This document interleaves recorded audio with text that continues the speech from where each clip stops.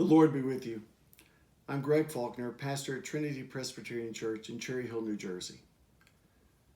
This week, Pastor Sarah and I have been introducing some new forms of prayer. Perhaps they haven't all been new to you. Perhaps some of them have been. Whatever the case, we hope that these teachings have been helpful for you. We've underscored that prayer is a conversation.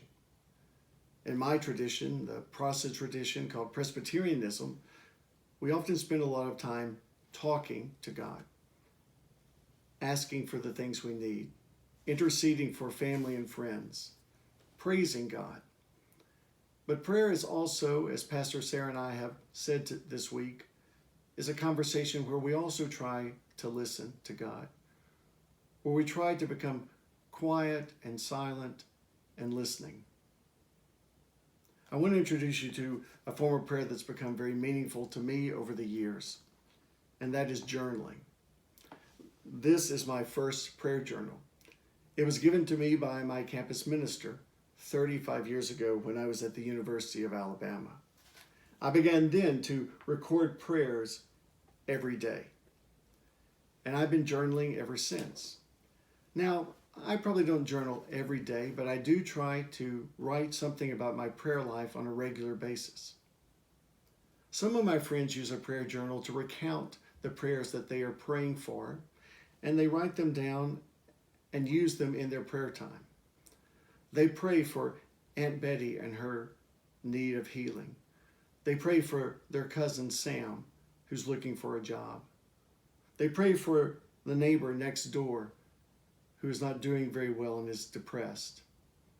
And sometimes they also write their praises, gratitude for a birthday or someone getting a job or someone getting well after an illness. And sometimes they write that the prayer that they prayed did not get the answer they had hoped for. One of my friends underscores every time that happens by writing in the margins, "And God is good all the time." It's a statement of faith and of hope, even when the prayers we ask are not always answered the way we had hoped. For me, the prayer journal is a way to kind of extend my prayer. Sometimes I write my prayers out. It becomes a conversation between me and God, me telling God what I'm thinking and feeling, and then spending some time trying to listen. And sometimes I write what I think I hear the Lord saying to me. Sometimes I write an experience that I've had in worship or in a conversation with someone where I feel like that Christ has spoken to me in a special or unique way, and I want to capture that moment. It doesn't really matter how you journal. This is my journal that I'm using now. I've used all kinds of journals, different sizes. This one was great when I was in the Holy Land to keep up with my prayers. I've used different sizes and styles. Doesn't matter. A spiral notebook was great when I was in college, and it might be great for you. The point is just to have something that you can use to recount the works of God, as the writer of Chronicles says.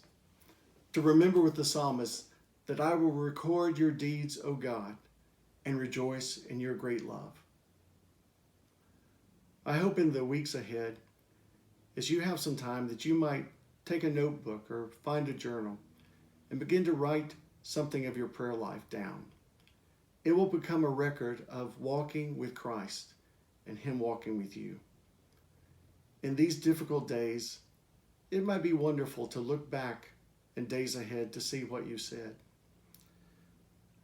I have to tell you that sometimes my prayers are prayers of gladness and joy. Sometimes they're prayers of heartbreak and sadness. And sometimes they're prayers of anger. I've learned over the years that God can take it all and that He loves us all the same. So friends, whatever you're feeling, glad or sad or mad, you can take that to God and trust that He meets you with compassion. May God bless you.